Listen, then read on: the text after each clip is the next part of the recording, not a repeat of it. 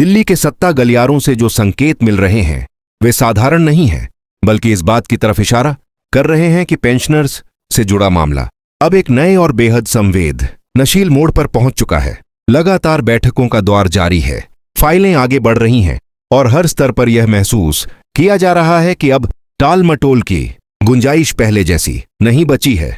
बदलते वैश्विक हालात, महंगाई का दबाव और घरेलू स्तर पर बढ़ती बेचैनी ने सरकार पर एक अलग तरह की जिम्मेदारी डाल दी है, खासकर ऐसे समय में जब बुजुर्ग वर्ग अपनी रोजमर्रा की जरूरतों, दवाइयों, राशन और घर के खर्चों के लिए पेंशन पर निर्भर है।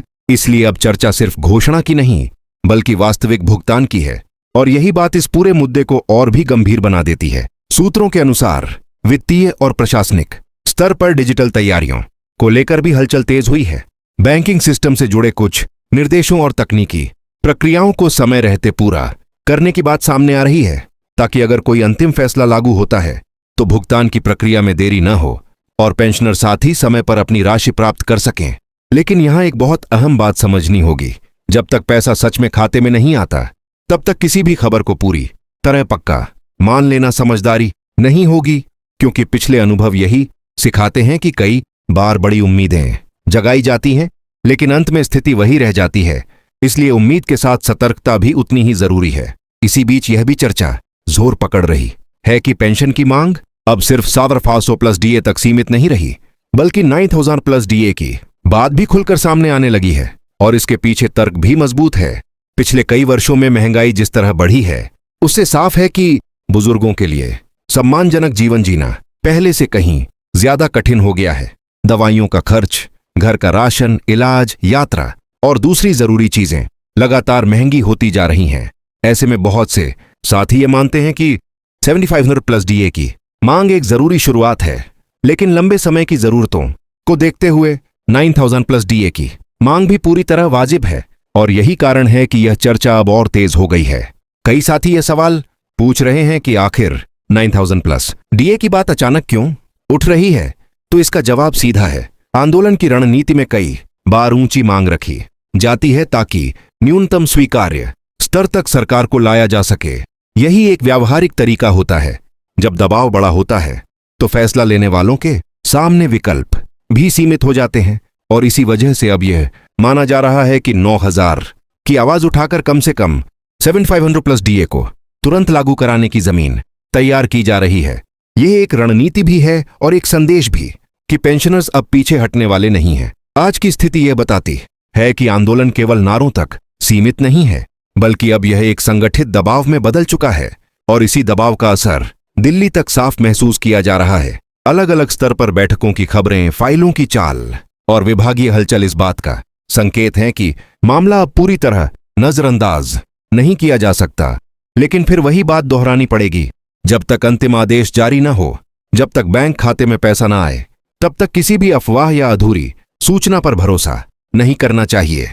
इसलिए आपको हर अपडेट पर नजर रखनी है और सबसे पहले जानकारी पाने के लिए अभी सब्सक्राइब जरूर करना चाहिए। जो साथी यह सोच रहे हैं कि कहीं यह भी पुराने वादों की तरह एक और आश्वासन न साबित हो, उनकी शंका समझ में आती है, क्योंकि बीते वर्षों में बार बार तारीखों पर तारीखें मिली हैं, बार बार उम्मीदें दी गई हैं और कई बार आखिरी समय पर सब कुछ टाल दिया गया है। लेकिन इस बार तस्वीर कुछ अलग दिखाई दे रही है, क्योंकि अब दांव केवल राजनीतिक घोषणा का नहीं बल्कि व्यवस्था की विश्वसनीयता का है। और जब भरोसा बार बार टूटता है तो फिर लोग सिर्फ घोषणा नहीं बल्कि ठोस परिणाम देखते हैं। इसलिए इस बार पेंशनर्स की नजरें बयान पर नहीं, भुगतान पर टिकी हैं। इसी कारण यह संदेश बहुत साफ है कि अपनी पासबुक अपडेट रखें, अपने बैंक खाते पर नजर रखें और जैसे ही राशि आए अपनी जरूरत की चीजों की योजना तुरंत बनाएं। राशन, दवाइयां, जरूरी घरेलू सामान और बाकी प्राथमिक जरूरतों की तैयारी पहले से रखना समझदारी होगी, क्योंकि पेंशन का मतलब सिर्फ पैसा नहीं बल्कि सुरक्षा, आत्मनिर्भरता और सम्मान है। और जब यही सुरक्षा लंबे समय तक टलती रही हो तो उसकी अहमियत और भी बढ़ जाती है। अब यह भी साफ है कि इस पूरे मुद्दे में कुछ नाम लगातार चर्चा में है, जिनमें अशोक रावत जी और उनकी टीम का नाम भी शामिल है और कई साथी उनके रुख को एक मजबूत दबाव के रूप में देख रहे हैं। इसी तरह हनुमान बेनीवाल का मैदान में उतरना भी कई लोगों के लिए एक बड़ी राजनीतिक हलचल माना जा रहा है। इन दोनों मोर्चों के कारण सरकार पर दबाव बढ़ा है और यही वजह है कि अब बातचीत, बैठक और निर्णय की प्रक्रिया तेज दिखाई दे रही है। लेकिन फिर भी संयम जरूरी है, क्योंकि किसी भी आंदोलन की ताकत केवल जोश में नहीं, बल्कि धैर्य, अनुशासन और लगातार निगरानी में होती है। बहुत से लोग ये भी कह रहे हैं कि मीडिया इस पूरे मुद्दे को उतनी जगह नहीं दे रहा जितनी देनी चाहिए, और यही शिकायत लंबे समय से चलती आ रही है। जब बड़े हितों की बात आती है तो हर कैमरा सक्रिय हो जाता है, लेकिन जब बुजुर्गों के हक की बात आती है तो अक्सर शोर कम हो जाता है। इसलिए अब पेंशनर्स को खुद अपनी आवाज बनना होगा, खुद अपनी कहानी आगे पहुंचानी होगी और अपने हक की जानकारी को एक दूसरे तक पहुंचाना होगा। यही कारण है कि आपको इस वीडियो को लाइक करना चाहिए, ताकि ऐसे मुद्दों को और ताकत मिले और यह भी एक संकेत जाए कि लोग जागरूक हैं और चुप बैठने वाले नहीं हैं।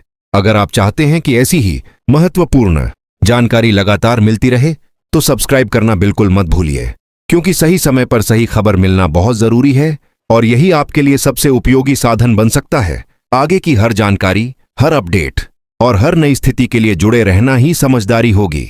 इसलिए अभी सब्सक्राइब करें और इस चर्चा को और लोगों तक पहुंचाने में मदद करें।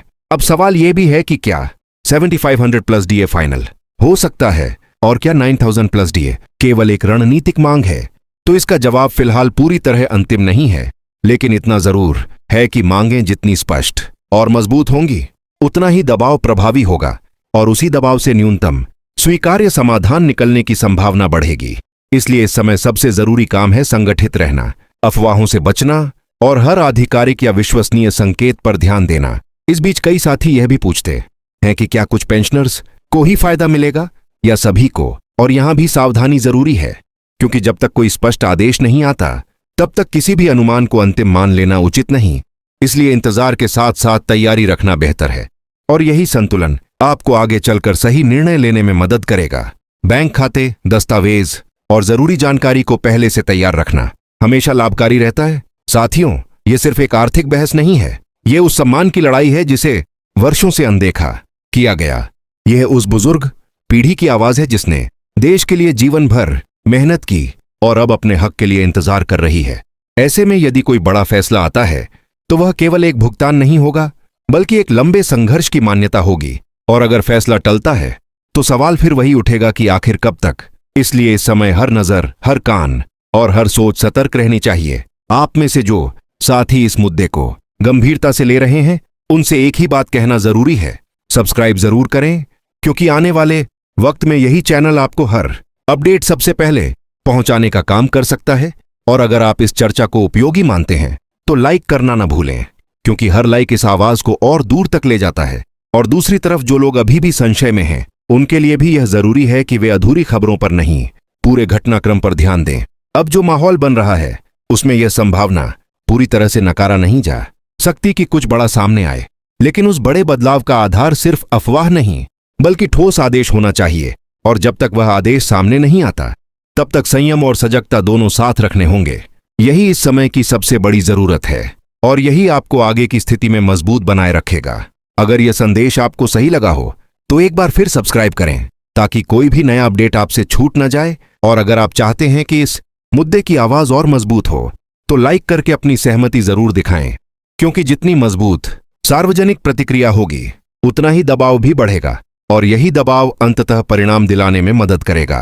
अंत में यही कहा जा सकता है कि आज की तारीख तक पेंशनर्स की उम्मीदें फिर से जगी हैं, लेकिन उम्मीद के साथ सावधानी जरूरी है, क्योंकि असली जीत तब मानी जाएगी जब पैसा खाते में पहुंचे और हक वास्तविक रूप में मिले।